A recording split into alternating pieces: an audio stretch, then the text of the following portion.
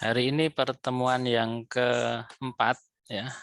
Kemarin di pertemuan sebelumnya kita sudah belajar tentang mimpi ya ataupun cita-cita. Selanjutnya kita belajar tentang karakter ya, karakteristik pribadi atau karakter wirausahawan yang sukses itu seperti apa. Di pertemuan ketiga kita sudah belajar tentang peluang ya, bagaimana cara mencari peluang, yang mana peluang ini menjadi aspek yang sangat penting bagi seorang wirausahawan. Nah, selanjutnya di pertemuan yang keempat ya. Nah, ini kita akan masuk di pembahasan tentang ketegasan dalam aspek produksi ya. Nah, yang mana ya seperti yang saya katakan kemarin, kita tidak cari yang mungkin mudah ya. Kalau nanti klinik fisioterapi itu cenderung mudah karena nanti layanannya jasa ya. Tidak ada kerumitan tertentu ya, mungkin selain lebih diperbanyak di bagian promosi maupun di pelayanannya. Nah, tapi kalau di produksi ini aspek produksi sendiri dia harus baik gitu ya. Sebagaimana seorang entrepreneur atau sebuah perusahaan ini pasti memiliki produk yang akan dipasarkan, baik dia produksinya sendiri atau dilakukan sendiri ataupun merupakan produk dari orang lain. Nah, siapapun yang memproduksi ya suatu produk perlu diketahui karakteristiknya ya. Terlebih ketika akan dijual kan gitu ya. Nah, masa kita mau menjual suatu produk tapi tidak mengetahui karakteristik dari produk tersebut. Nah, dengan mengetahui karakteristik secara detail, maka penjelasan kepada konsumen akan lebih real dan meyakinkan. Ya. Selain itu, konsumen bisa langsung mendapatkan jawaban dari penjual ketika hal yang ingin diketahui tentang produk tersebut. Jadi kita bisa menjelaskan dengan baik ya, tidak ragu dengan apa yang akan kita sampaikan. Nah, salah satu hal penting mengenai karakteristik produk adalah proses produksi itu sendiri. Bagaimana suatu proses dari produksi berjalan, apakah dia dengan baik ya, karena nanti mengetahui proses produksi ini bukan hanya bermanfaat untuk hal yang berhubungan dengan penjualan ya, tetapi hal tersebut mutlak harus dikuasai oleh entrepreneur. Ya, kita harus kuasai ya ataupun oleh perusahaan. Nah, lebih jika produk yang dipasarkan adalah produk sendiri gitu ya. Oke, seperti apa kita mulai ya untuk materinya.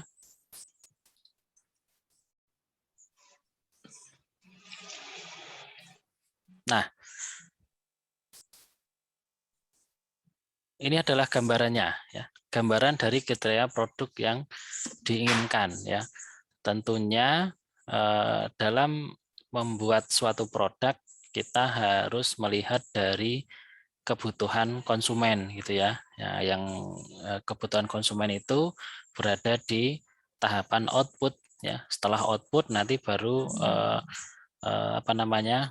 disitulah secara kuantitas maupun kualitas itu kita survei berdasarkan konsumen ya. Makanya kita tarik ke belakang. Nah, ketika kita ingin menyesuaikan atau memberikan produk yang sesuai dengan kebutuhan konsumen, nah ini kita harus tarik ke belakang. Kualitas seperti apa yang diharapkan, terus kuantitasnya seperti apa, ya secara jumlah kalau banyak permintaan berarti kita harus membuat banyak, dan secara kualitas juga harus baik misalkan gitu ya. Nah, kita harus tarik belakang. Prosesnya harus seperti apa kan itu ya. Setelah prosesnya baru kita tarik ke belakang lagi inputnya. Nah, ini juga menjadi hal yang sangat penting karena input di sini ada bahan ya, tenaga kerja, peralatan dan biaya. Apakah dari kesekian input ini semua bisa memenuhi dari kebutuhan konsumen yang atau output yang akan kita targetkan ya, atau kita harapkan menjadi output yang berkualitas dan kuantitasnya juga sesuai dengan keinginan tadi gitu ya. Nah, ini tentunya kita juga harus tahu dulu ya, apa itu produksi ya. Tadi setelah kita tahu input ya, ada input yang mana dengan output ini sangat berhubungan. Nah, input ini ada bahan, tenaga kerja, peralatan dan biaya. Nah, terus produksi itu apa? Nah, itu ya. Ternyata ini ya, produksi adalah sebuah kegiatan untuk menciptakan atau menambah kegunaan suatu barang. Jadi create ataupun dia menambahkan gitu ya, menciptakan ataupun menambahkan kegunaan. Jadi yang awalnya dia sebenarnya sudah berguna ya, tapi kita modifikasi lagi ya supaya ada kebaruan atau seperti halnya yang sederhana saat ini, mungkin teman-teman kalau ke masjid dulu sempat banyak ya. Jadi di keran masjid tempat wudhu itu ada tambahannya ya. Tambahannya kayak semacam kincir yang mana nanti ketika airnya keluar dia keluarnya bisa kayak shower itu. Nah, ini juga tambahan, produk tambahan gitu ya. Nah, ya ini juga bisa menjadi ide ya. Nah, suatu barang atau jasa ya, dengan menggunakan faktor-faktor produksi ya, seperti tenaga kerja, mesin ya, bahan baku dan dana ya, agar menghasilkan produk yang dibutuhkan dan sesuai dengan yang diharapkan oleh konsumen. Jadi itu adalah definisi dari produksi ya. Nah, proses produksi itu bisa juga diartikan sebagai suatu kegiatan yang menggabungkan beberapa faktor. Tadi kan sudah ya, menggabungkan beberapa faktor ya. Jadi faktor-faktor tadi digabungkan ya dalam upaya menciptakan sebuah produk. Ya tentunya kalau produk itu biar laku memang harus sesuai dengan kebutuhan konsumen. Nanti definisi ada beberapa menurut ahli, nanti teman-teman ketika PPT dibuka nanti di catatan ada ya di note-nya. Nah, kita lanjut. Nah, sekarang kita masuk di input ya. Input ini bahan masukan gitu ya, ataupun masukan yang awal gitu ya. Jadi ada bahan, tenaga kerja, peralatan dan biaya. Ya, ini yang akan kita bahas ya. Oke. Nah, bahan ya. Bahan kita harus melakukan penetapan dulu gitu ya. Standarnya mau yang seperti apa ya. Ada standar dari bahan baku ya. Misalkan ketika kita ingin hasil yang berkualitas, tentunya kita harus mempertimbangkan dari bahan baku yang kualitasnya baik pula gitu ya. Tapi kita juga harus mempertimbangkan dari aspek produksi yang berkelanjutan.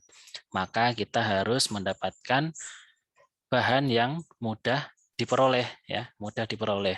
Dan juga mungkin untuk mempersingkat waktu pembuatan ataupun ya seperti itu ya, mempersingkat waktu pembuatan kita harus cari yang mudah diolah.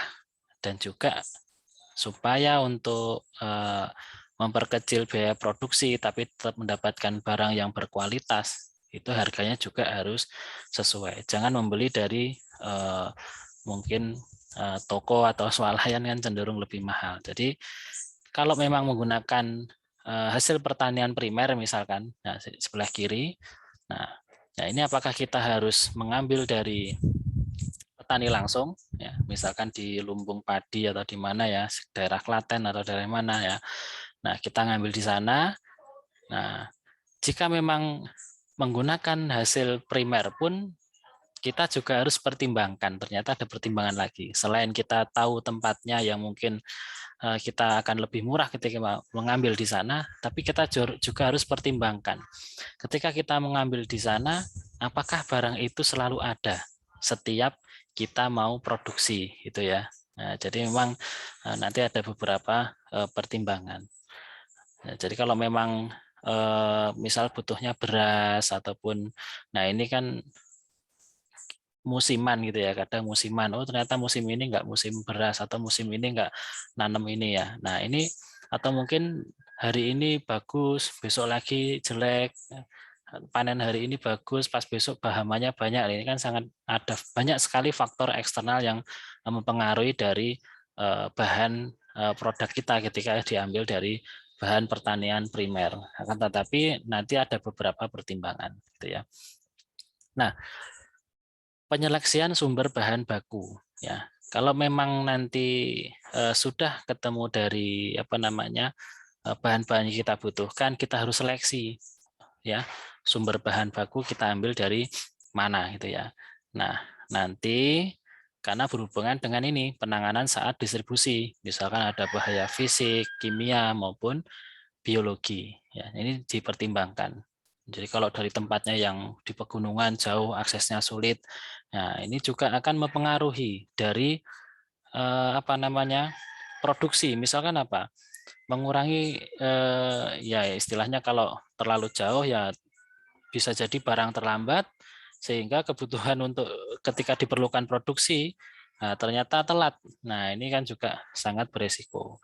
Terus juga jika memungkinkan, nah apakah kita harus membuat atau persediaan bahan baku untuk digunakan sewaktu-waktu. Jadi membuat sendiri, misalkan menanam sendiri atau menyediakan lahan sendiri. Nah, jika memang itu bisa dilakukan, ya seperti yang di bawah ini, ketika penyimpanan yang baik dilakukan untuk menjaga agar bahan terlalu tersedia. Jadi kalau ini kaitannya dengan penyimpanan. Nah, penyimpanan di sini juga nanti di samping kita harus punya penyimpanan yang baik, kita misalkan harus punya tempat ya, misal tempat untuk produksi atau bahan baku kita sendiri itu tadi ya. Nah, bahan baku misal kita harus punya lahan, harus punya pegawai yang mengurusi padi di sekitar atau mungkin, nah ini kalau memang ini lebih murah atau lebih mudah ketika kita nanti butuh kita ambil, ya kenapa tidak? Tapi harus dibandingkan dulu dengan ketika kita membeli gitu ya. Nah, ketika membeli kok lebih mahal dan lebih efisien ketika mengadakan bahan sendiri, maka mengadakan bahan sendiri menjadi solusi. Seperti halnya ketika contoh dari beberapa usaha itu ada yang mengadakan dari bahan baku sendiri. Misalkan dari bahan-bahan yang sulit didapat. Ya, contohnya misalkan yang ada di Korea ini ya. Jadi misalkan yang ada di kemarin ya saya ceritakan, jadi seorang pengusaha rumput laut ya, dia membuat apa namanya pertanian untuk rumput laut di sepanjang pinggir pantai supaya ketika dia butuh rumput laut tidak harus masuk ke laut, tinggal ngambil aja yang ada di pinggir-pinggirnya. Nah ini dia dibuat sebuah pertanian sendiri. Nah ini kan lebih lebih memudahkan gitu ya. Selain memudahkan pengambilan, bahaya fisik juga bisa dihindari. Ya, terus juga pengambilan pun jauh lebih mudah kan gitu ya. Dan juga penyimpanan. Nah, kaitannya penyimpanan nanti adalah dalam penerimaan ketika barang datang, apakah penyimpanan itu juga harus kita sediakan supaya produksi yang selanjutnya itu juga lebih mudah. Minimal kita sekali beli itu bisa 2 kali bahan, misalkan gitu ya. Saya beli 2 kali bahan untuk pertama kalinya, ya. Terus ketika satu bahan saya produksi, saya sudah beli lagi untuk yang produksi selanjutnya. Nah, jika memang ini adalah barang-barang yang mudah untuk disimpan atau bisa untuk disimpan dalam jangka waktu yang lama, mungkin kita tidak akan terlalu sulit. Nah, tapi kalau misalkan barang tersebut kita harus menyediakan misal tempat penyimpanan yang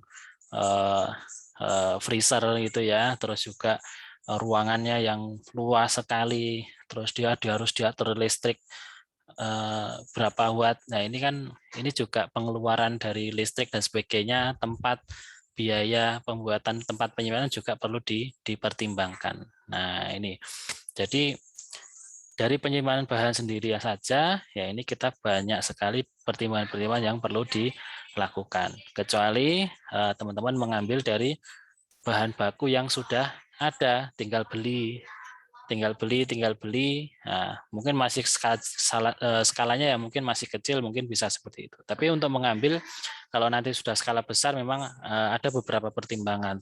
Mengadakan sendiri, terus juga tentang penyimpanannya nanti ketika produksi itu biar lancar. Jadi jangan sampai nunggu ya selesai terus kita libur dulu 1 minggu terus belanja. Lah ini nggak berkesinambungan kan gitu ya. Nah, oke. Nah, tentunya ketika kita punya barang yang tersedia atau bahan yang sudah tersedia itu mempermudah mengatur proses dari produksi gitu ya. Jadi mau produksi kapan saja juga bisa gitu ya. Oke, kita lanjut.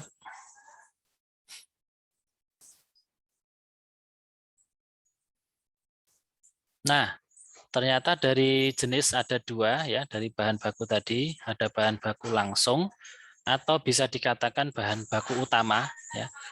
Terus selanjutnya ada bahan baku yang tak langsung atau bahan baku yang dia hanya sebagai penopang atau penolong gitu ya, atau tambahan gitu ya. Nah, yang mana ketika bahan baku utama ini harus ada ya, harus ada karena bahan baku utama adalah contohnya ketika teman-teman pengen membuat nasi goreng ya. Nasinya itu atau berasnya itu ya bahan baku utama.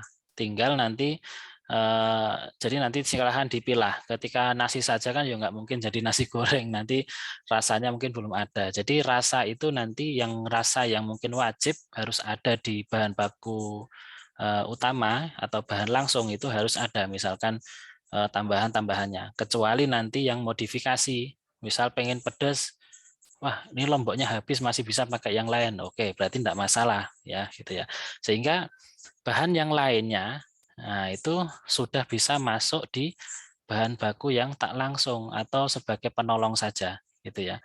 Ataupun topping atau mungkin eh, apa ya plastik dan sebagainya yang ketika teman-teman beli suatu produk itu harus ada wadahnya. Nah, wadahnya itu kan sebenarnya bahan tak langsung. Bahan langsungnya ya misalkan membeli ini ya casing untuk HP ya casingnya itu yang bahan utama itu ya plastik itu ya plastik. Terus nanti ketika pengen dijual tambah-tambahannya apa yang kira-kira nggak harus ada ketika teman-teman produksi casing ya misalkan sudah beli karetnya warnanya Pak warnanya tinggal yang warna hitam yang warna putih dan sebagainya. Nah, tinggal porsinya. Ketika warna ini juga menjadi bagian dari bahan yang langsung atau bahan utama, maka dia juga wajib ada. Tapi kalau misalkan dia tidak harus ada ataupun bisa ditunda di lain waktu, nah ini dia masuk di bahan yang tak langsung atau bahan penolong gitu ya.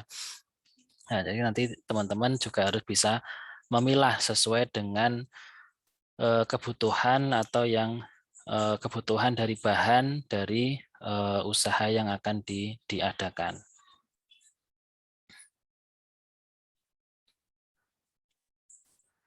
Oke, dari bahan, nah ini kita juga harus mempertimbangkan dari beberapa hal. Apakah bahan-bahan apa saja yang merupakan bagian dari komponen terbesar dari produk yang dihasilkan ya.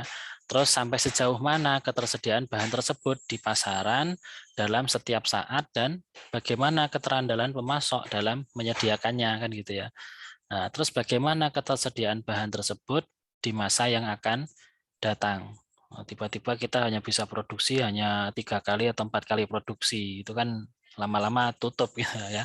Terus apakah dengan menyediakan sendiri bahan yang dibutuhkan lebih efisien dibandingkan dengan pengadaan bahan yang bersumber dari pemasok? Nah, ini. Apakah perusahaan memiliki sumber daya yang cukup untuk menyediakan sendiri bahan tersebut? Jadi memang kalau dari biaya kok kita lebih efisien bersumber dari kita sendiri, terus kita juga punya sumber daya yang cukup, nah maka kita pilih yang mengadakan sumber daya sendiri. Tapi kalau dirasa itu dari pemasok lebih mudah dan ketika menyediakan sumber daya kita kurang cukup atau mungkin dari biaya maupun perawatannya kita tidak mampu ya kita ngambil saja dari pemasok gitu ya. Nah, sekarang tadi sudah ada di bahan, sekarang kita masuk di tenaga kerja, gitu ya. Nah, oke, tenaga kerja di sini merupakan aset penting perusahaan, ya. Ya juga kita harus memilih atau harus menyesuaikan sesuai dengan kualifikasi yang mana tenaga kerja ini harus dipilih sesuai dengan kebutuhan yang fundamental. Kalau kita rekrut saja tapi ternyata tidak sesuai, ya ini akan sangat merugikan gitu ya.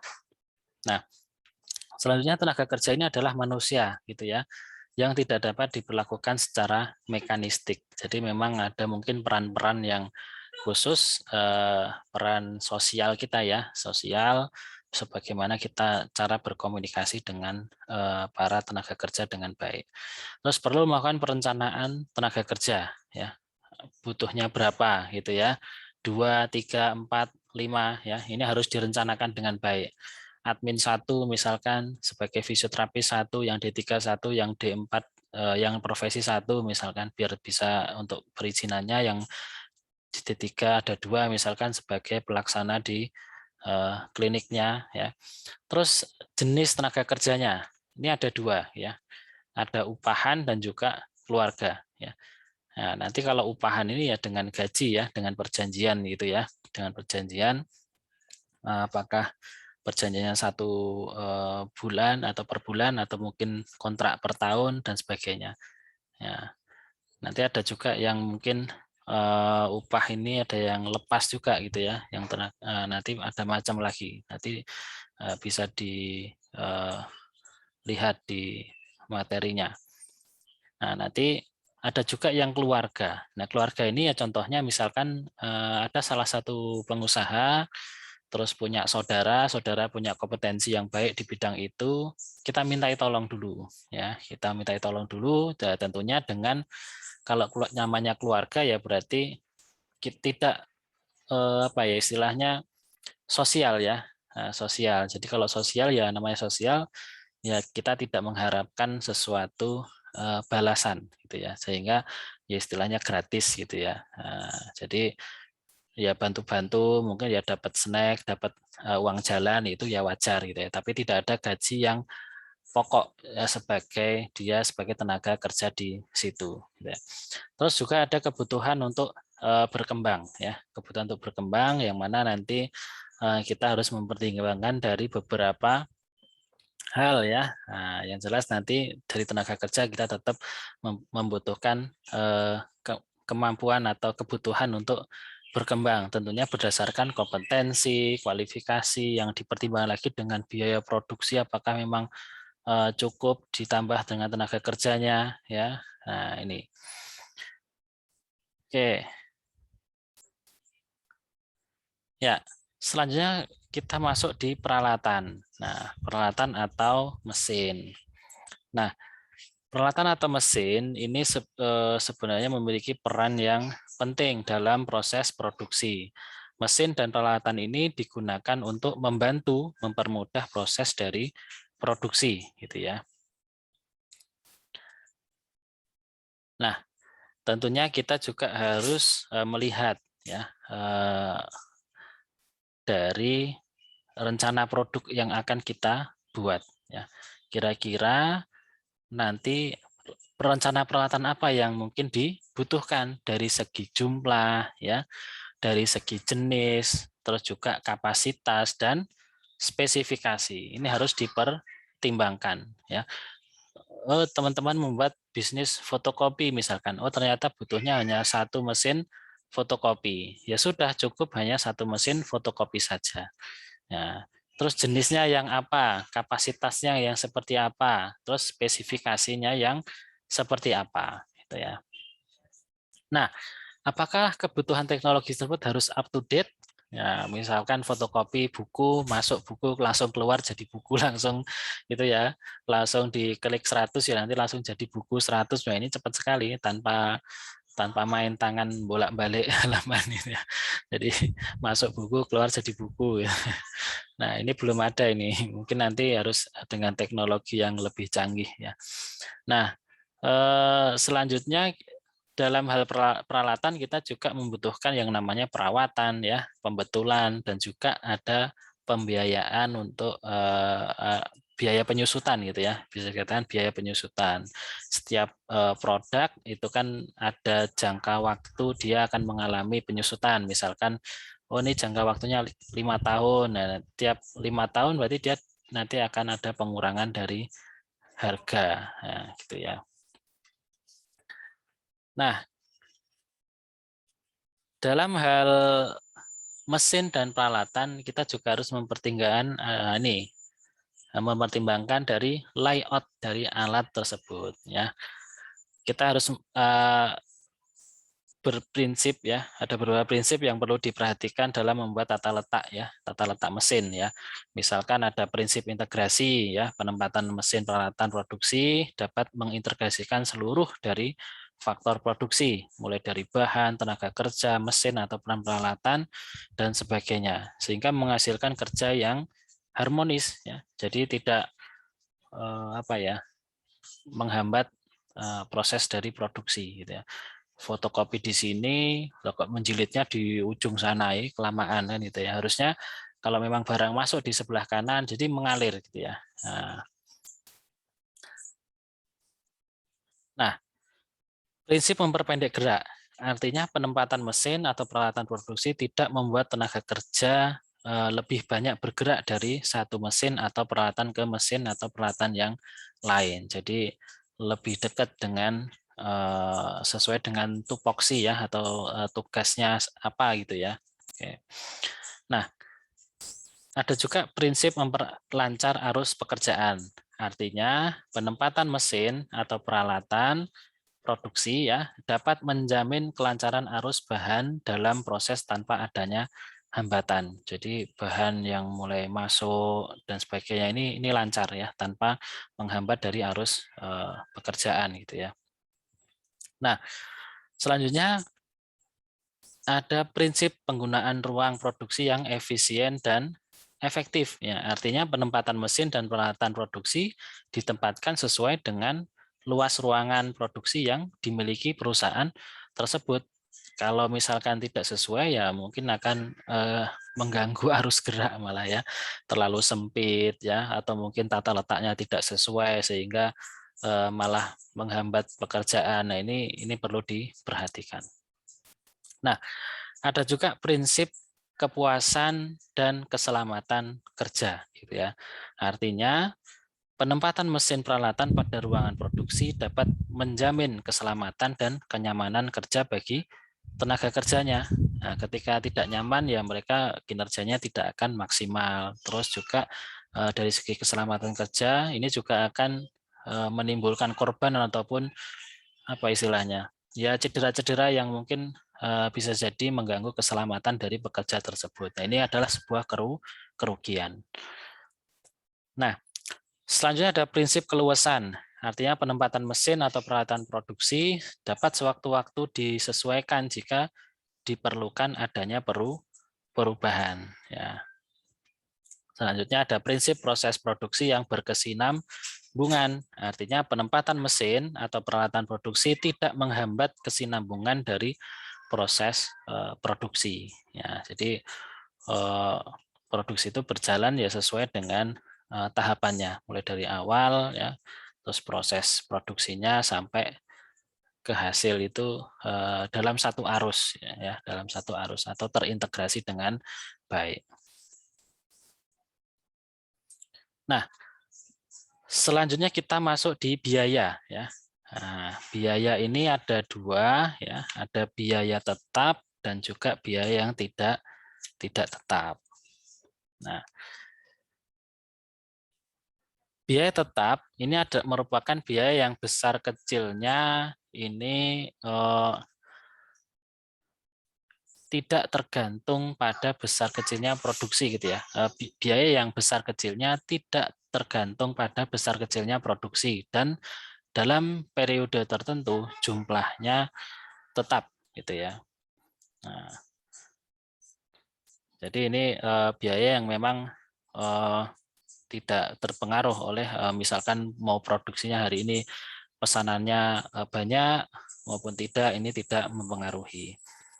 Atau juga ada biaya yang tidak tetap atau biaya yang besar kecilnya berhubungan langsung dengan besarnya produksi. Ya, ini menurut saya ini adalah mungkin contoh perusahaan yang mungkin masih dalam apa namanya tahap berkembang ataupun mungkin baru di awal gitu ya, sehingga biaya itu ya kalau ada biaya ya bisa digunakan untuk produksi. Ketika biaya kurang, produksi akan terhambat atau mempengaruhi dari kuantitas dari barang atau dari jumlahnya itu misalkan dikurangi. Dulu 100 sekarang jadi 80 karena dari keuntungan yang sebelumnya mungkin tidak sesuai atau mungkin kualitas yang diharapkan dari yang sebelumnya itu masih kurang. Sehingga nanti perlu mempertimbangkan dari beberapa aspek ketika menggunakan biaya. Syukur-syukur ada biaya yang ini, ada biaya tetap ini ya. Jadi ada keduanya ini akan lebih baik. Nah, pengorbanan ekonomis yang diperlukan untuk menghasilkan produk atau barang atau jasa. Jadi memang biaya ini adalah salah satu pengorbanan yang secara ekonomis harus dikeluarkan. Nah,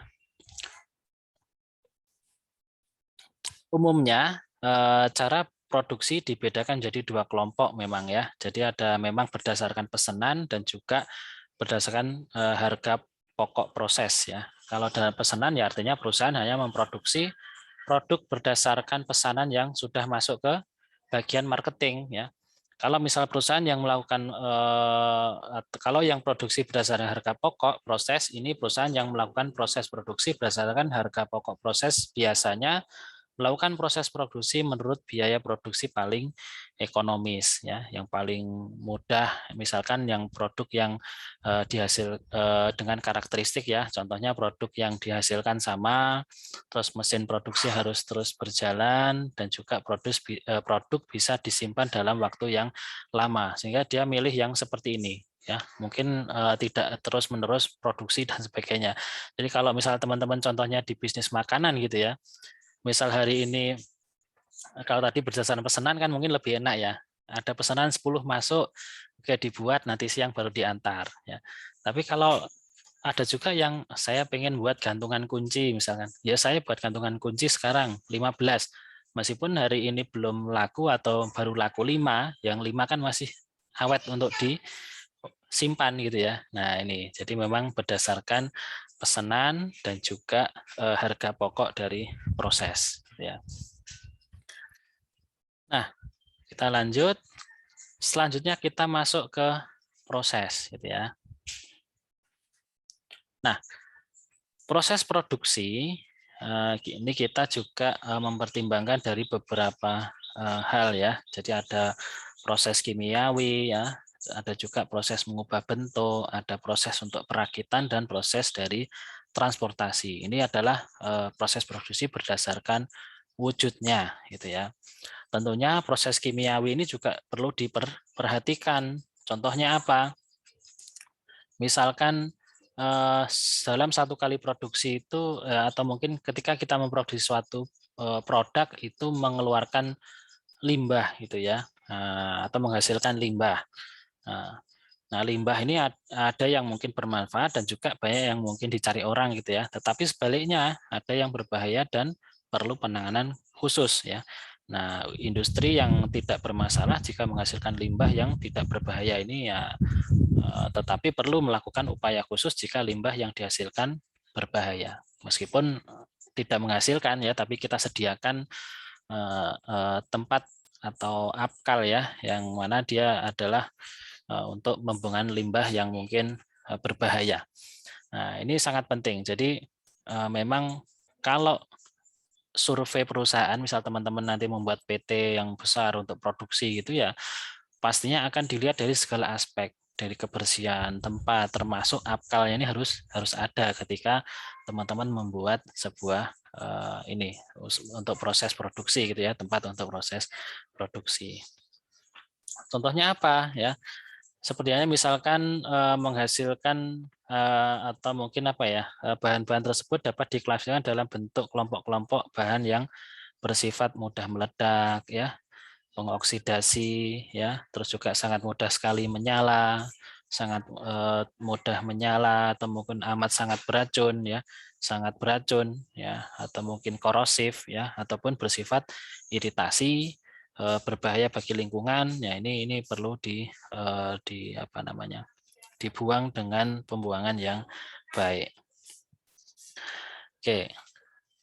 Nah, selanjutnya selain kita melihat dari wujudnya tadi, ya, dari proses dari awal sampai transportasi, kita juga harus mengendalikan dari produksi, ya. Produksi itu juga ternyata perlu dikendalikan. Kenapa gitu ya? Contohnya misalnya ini, pengendalian pembelian, ya.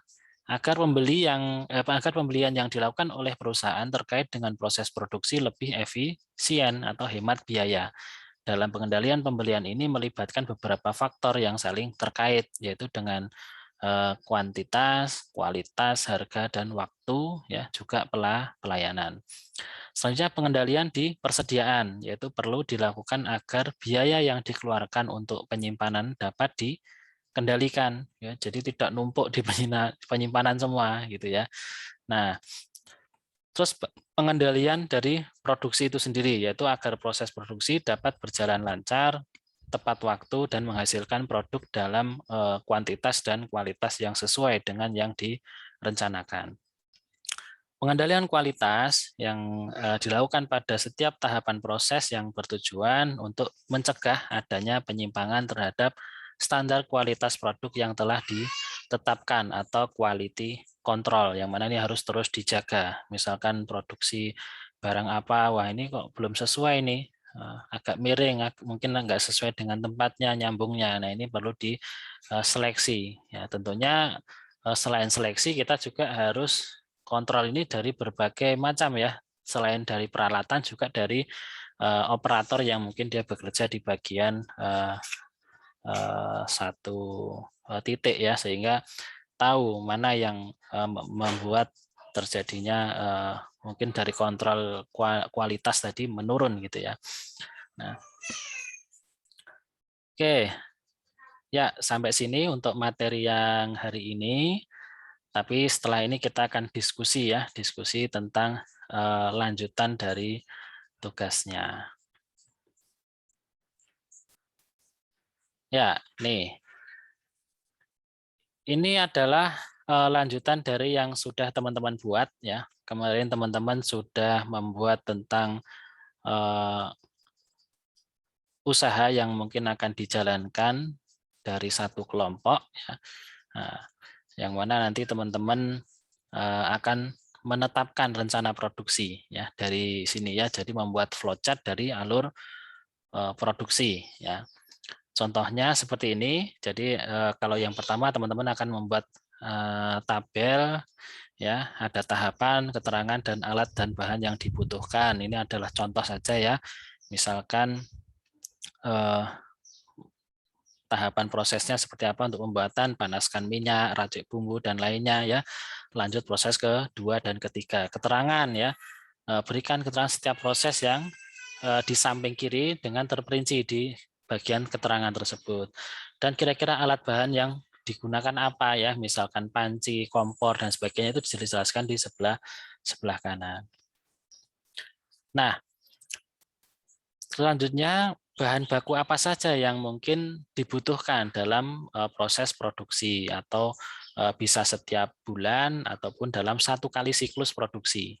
Nah, serta identifikasi standar kualitas yang mungkin diharapkan. Misalkan ada bahan langsung seperti yang dikatakan tadi, misal butuh roti, ya, misalnya jual roti bakar, ya, ada roti, ada meses, ada susu, dan sebagainya. Terus mana yang jadi bahan tak langsung, misalkan kertas yang untuk pembungkusnya, ya. Tapi kalau itu harus ada, ya harus dimasukkan di bahan langsung, ya. Atau mungkin bisa digantikan. Kalau misal bisa digantikan, ya digantilah dengan misalkan plastik atau apa. Nah, ini juga berarti dia masuk di bahan yang tak langsung. Nah, nanti terus aspek kualitas yang diharapkan apa gitu ya. Nah, selanjutnya jumlah dari bahan baku yang mungkin dibutuhkan dalam setiap produksi ya. Lalu juga dilakukan identifikasi berapa harga satuan dan jumlah biaya dan sumber pasokannya. Jadi misalkan ada jenis bahan ya, tadi misalnya ada roti, jumlah kebutuhan misalkan ada 20 atau 50. Harga satuannya mungkin 5.000 gitu ya. Terus jumlah biayanya di total tadi 10 kali 50. Nah, misalkan dengan ketemunya adalah 500 gitu ya. Nah, selanjutnya sumber pasokannya dari mana ya, dari swalayan, dari toko, sehingga sumber pasokan juga berpengaruh ketika teman-teman mengambil dari bahan pertanian. Apakah diambil dari swalayan ya terlalu mahal ya, mungkin diambilnya dari eh, apa ya, dari petani mungkin gitu ya. Terus bahan yang tak langsung apa saja ya, nanti dituliskan di bawahnya. Terus jumlah biayanya berapa, sumber pasokan dari mana.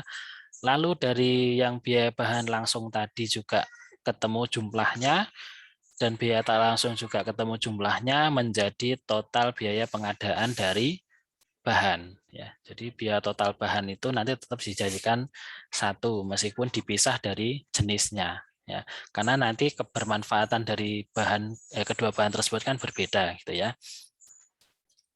Nah, lalu berapa perkiraan nilai beli atau sewa serta nilai penyusunan bangunan atau tempat ya yang dipilih sebagai tempat usaha. Nah, ini berhubungan dengan tempat. Nah, ya, sekarang kalau tempat, jenis bangunan apa atau ruangan apa yang digunakan ya, terus statusnya milik atau sewa, terus nilainya berapa, terus umur ekonomisnya kira-kira berapa tahun, terus nilai penyusutannya berapa tahun. Nah, di sini ada catatan, nilai bangunan kolom 4 itu tidak dihitung ya. Yang kolom 4 ya, yang kolom 4 itu tidak dihitung sebagai biaya operasional produksi. Namun demikian yang dihitung adalah biaya penyusutan pada kolom 6 ya, dan digolongkan sebagai biaya overhead pabrik. Nah, ini. Nah, selanjutnya jika status bangunan kolom 3 adalah sewa, nah tadi jika milik ya, yang pertama jika milik dia tidak dihitung sebagai biaya operasional, tapi dia dimasukkan ke biaya penyusutan kolom 6 atau digolongkan sebagai biaya overhead pabrik karena milik sendiri gitu ya. Nah, kalau dia sewa, nah, maka tidak perlu dihitung nilai penyusutan di kolom 6 nah, karena kita harus membayar terus biaya sewa kan gitu ya. Nah, dan nilai sewa tersebut harus dihitung sebagai biaya operasional produksi. Jadi yang dikeluarkan setiap kali produksi itu ya bayar sewa tempat, ya produksinya, membeli bahan dan sebagainya. Tapi kalau milik sendiri kan enggak ya. Kita hanya cukup mengisi biaya penyusutan dalam satu kali produksi, kita tidak perlu membayar bangunan atau tempat itu. Nah, selanjutnya mungkin ada deskripsi ya dari berapa luas ruangan yang Anda butuhkan untuk melaksanakan aktivitas tiap masing-masing tahapan produksi. Misalkan ya, aktivitas apa namanya, memotong buah, misal butuh luas ruangan berapa, terus mengemasnya dia butuh luas ruangan berapa. Nah, nanti di total di kebutuhan ruangan di sini ya. Nah, jadi untuk satu kali produksi jus jambu misal atau mungkin makanan apa yang lain ya. Nah, itu membutuhkan total kebutuhan ruangan itu berapa meter persegi dituliskan di sini. Ya. Nah, selanjutnya kita masuk di jenis mesin atau peralatan apa saja yang Anda butuhkan ya dalam melaksanakan proses tersebut. Nah, proses produksi serta berapa unit dan juga nilainya masing-masing ya. Kalau tadi ada bahan, sekarang jenis peralatannya. Jenisnya apa, mesin apa gitu ya, peralatan untuk apa, terus juga jumlah kebutuhannya berapa unit, misal butuh 1 ya tulis 1, harga satunya berapa, nilainya berapa, umur ekonomisnya nanti berapa, dan nilai penyusutannya berapa. Nah, catatan nilai peralatan atau kolom 5 gitu ya. Nilai peralatan atau kolom 5 tidak dihitung sebagai operasional produksi ya. Yang dihitung sebagai biaya operasional produksi adalah biaya penyusutan di kolom 7 ya. Yang juga teridentifikasi sebagai biaya overhead pabrik ya. Oke. Jadi nanti itu ya. Jadi ini hanya untuk pemasukannya nanti ya. Jadi nanti dimasukkan di biaya overhead pabrik. Nah, jelaskan mengenai dari fungsi atau tujuan dari setiap mesin yang termasuk, maaf. Oke, jelaskan mengenai fungsi atau tujuan dari setiap mesin yang termasuk dalam proses produksi, serta jelaskan juga sumber pasokan dari mesin, ya jenisnya apa, ya fungsinya untuk apa, terus sumber pasokannya dari mana, gitu ya. Nah, selanjutnya masuk ke tenaga kerja. Nah, uraikan kebutuhan tenaga kerja langsung dan tak langsung yang dibutuhkan dalam proses produksi, ya. Kalau tadi kan juga sudah disebutkan kalau biaya bahan langsung adalah bahan yang digunakan, yang tak langsung berarti penolong. Nah, ini juga sama. Nah, bisa jadi yang tenaga kerja langsung adalah tenaga kerja yang memang secara kualifikasi sangat dibutuhkan, sedangkan yang tak langsung ini hanya sebagai penolong saja. Misalkan ya tidak digunakan untuk apa namanya secara utuh sesuai dengan waktu produksi, juga mungkin satu kali produksi besok ganti juga itu memungkinkan gitu ya. Nah, ini kita lihat dia ada tahapan proses kegiatannya apa, ya, terus jumlah tenaganya butuh berapa orang, terus kualifikasi tenaga kerjanya seperti apa, ya, apakah berkompetensi, lulus apa, ya, ijazah apa, ya, terus ada keterangannya, gitu ya. Nah, sesuaikan dengan tahapan proses kegiatan produksi pada bagian 1 ya, pada sini ya. Ini disesuaikan, misalkan butuh tahapan proses, misalkan mengupas buah ataupun apa tadi, memanaskan minyak. Nah, ini butuh berapa orang? 1 misalkan. Sampai memasaknya ya 1 dan sebagainya. Nah, ini kualifikasinya apa sampai di keterangannya. Dan sesuai dengan proses tadi ya, yang di awal tadi, proses tahapan tadi. Nah, lalu buatlah perkiraan biaya tenaga kerja produksi yang dibutuhkan dalam 1 bulan atau siklus produksi. Nah, jenisnya tenaga kerja langsung ataupun tenaga kerja yang tak langsung. Nah, jumlahnya berapa orang ya? 1, 2, gaji atau upahnya berapa rupiah per orangnya. Mungkin juga lebih baik dikasih ya tunjangan, misalkan berdasarkan tunjangan ini bisa macam ya, misalkan berdasarkan dari hasil keuntungan, ataupun mungkin tunjangan ini bisa diambilkan dari 10% dari gaji utama atau dari apa gitu ya. Nah, terus nanti total gajinya berapa diisikan di situ, terus total tunjangannya berapa, dan di situ menjadi jumlah biaya per bulan yang mungkin dikeluarkan gitu ya untuk setiap tenaga kerja. Jadi kalau kolom 6 dan 7 itu nanti ditambahkan. 6 dan 7 ditambahkan. Nah, lalu ada total biaya untuk tenaga kerja dalam 1 kali produksi atau siklus produksi. Nah, di sini adalah biaya produksi total. Nanti teman-teman akan masukkan di sini angkanya ya. Nah, ini adalah penganggaran atau biaya produksi total. Sebagaimana telah dirinci pada kegiatan sebelumnya, nah ini diminta untuk merekap ya biaya total produksi yang dikeluarkan selama 1 bulan atau per siklus produksi. Jadi ada biaya produksi utama, biaya utama produk ya, ada pengadaan bahan langsung dan tenaga kerja langsung. Ya, ini adalah biaya utama produk. Ada 2 ini ya. Lalu dia dijumlah menjadi subtotal biaya utama. Nah, selanjutnya yang kedua ada biaya overhead pabrik ya, yang mana di sini ada bahan tak langsung ya. yang tadi dari bahan yang penolong tadi ya, terus juga tenaga kerja tak langsung dia juga masuk di situ. Ada biaya sewa ya, terus ada perawatan dan perbaikan mesin. Nah, ini juga masuk, misalnya dianggarkan berapa gitu ya. Terus penyusutan bangunan atau ruangan ini juga dimasukkan di sini. Listrik, air dan lain sebagainya juga dimasukkan di biaya overhead dari pabrik.